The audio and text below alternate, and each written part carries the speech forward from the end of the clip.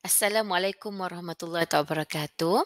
So today I would like to present a study on parents' awareness of healthy food intake among toddler in Kuantan. This is group member Nurul Safawati binti Abdul Aziz and me Huda binti Asri as a presenter. This is content overview for the presentation. So it consists of six items. First, introduction. Second, problem statement. Research objective. Fourth, research methodology. Followed by research result and discussion. And lastly, conclusion. For introduction, nutrition food plays a critical role as it supplies energy for physical activity, supports the normal functioning of cell and organs, and bolster the children's immune system, especially for toddler between 1 to 3 years old. Parents play a crucial role in the upbringing and education of children, especially when it comes to food selection and choices.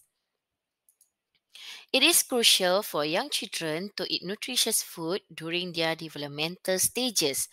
Due to dual income family, both parents are working and most of the time the children's meal are prepared by the childcare facility. Therefore, it is also important to educate childcare service center in order to develop healthy eating meals. For the problem statement, we have three problems. So, for the first, stunting issues among children below 5 years old. Second problem is at the moment, children not only have growth problems but are also dealing with obesity and malnutrition. And the last one is children are often influenced by media and their peers, leading them to favor sugary and high calorie food like cakes, ice cream, snacks, and fast food. For the research objective, there is a three research objective which are first to identify the knowledge of parents towards adopting healthy meals for their children. Second, to recognize the parents' attitude towards adopting healthy meals for their children. And the third, to identify the parents' practicing of healthy preparation meals in daily life. For the research methodology, I have divided into three categories. First is research sampling, second research instrument, and third research analysis. For the research sampling, a total of 80 respondents are received from questionnaire distributed through Google Form via WhatsApp group.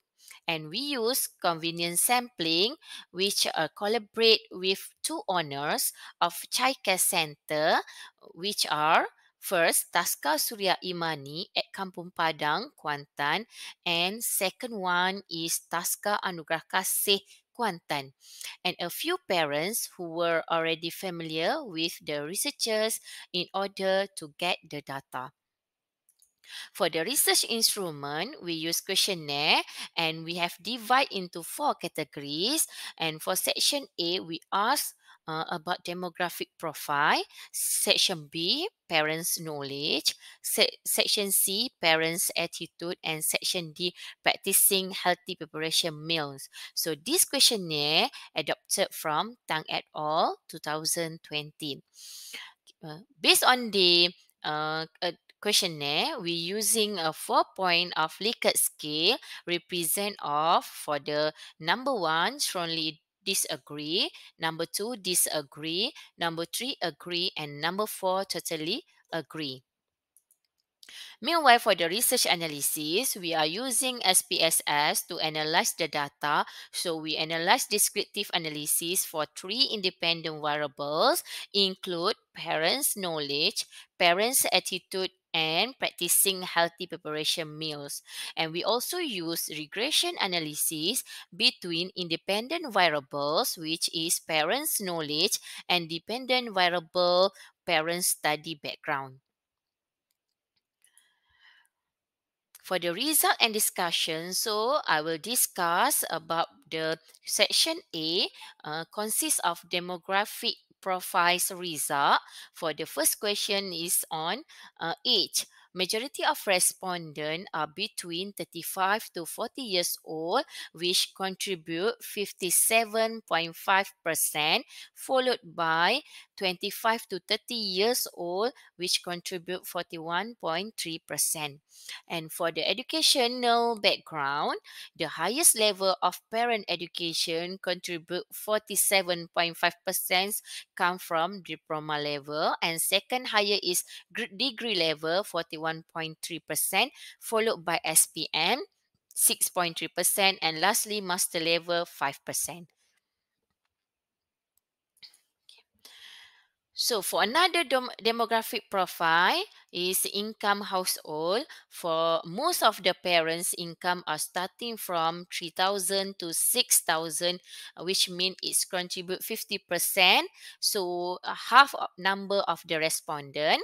And second higher is between 7,000 to 10,000, 46.3%, and the least one is 15,000 and above, contribute 3.7%.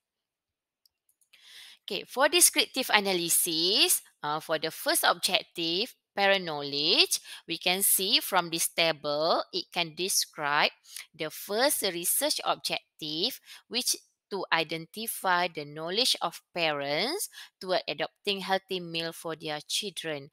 As the result, majority of parents who participate in this study are knowledgeable in preparing healthy meals for their children. Most of parents on item question A1 to question A4 mean score more than 3.00 agree to the statement, while the mean score less than 3.00 question A6 are indicate that parents disagree with the statement. Question A6 is nursery peers always influence my child food preference. So for this question, it got uh, the the mean score is below than 3.00. They are highly aware the use of food guide pyramid in producing balanced diet and also the function of vitamin for their children's body development. Besides, majority of parents are working and well educated, therefore they are familiar with the concept of healthy eating. Second, descriptive analysis on parents' attitude. Respondents are disagree with the item of question B1, B3, B4, and question B5, which contribute low mean score, which is less than 3.00.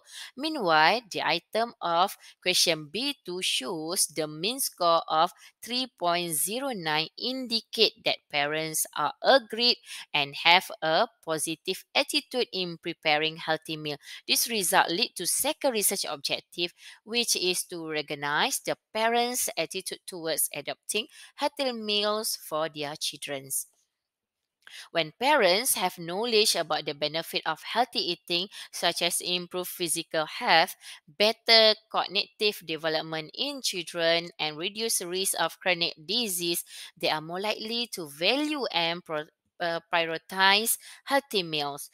They understand the impact of nutrition on overall well-being and are motivated to provide nutritious meal for their children. And descriptive analysis on parents practicing of healthy preparation meal. The finding of third research objective is to identify the actual parent practice of preparing healthy meals for children are presented. The data indicates that respondents disagree with the statement of question C2 and question C4, which mean score less than 3.00. Okay. While for the rest item shows majority of parents agree with the statement, mean score more than 3.00, knowledge about healthy food intake enables parents to plan healthy meal in advance. They can consider the nutritional requirements of toddler and ensure that each meal includes a balance of essential nutrients. With proper planning, parents can avoid relying on processed or convenience food and instead prioritize whole unprocessed ingredient.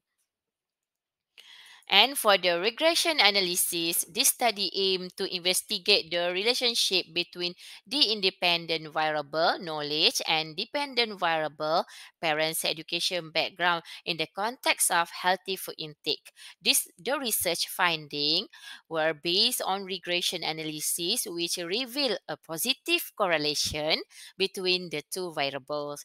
The study involved a sample of parents with a significant proportion of them having a high level of education. Results indicate that parents with higher education backgrounds displayed greater knowledge of healthy food intake. This suggests that education might play a role in increasing awareness and understanding of healthy eating habit among parents. Okay, this is Selera Sehat Si Cili is a book of collection of the recipe to help parents and caregiver at least give idea or as a guideline to prepare menu for the children. So this book has been produced to support our research.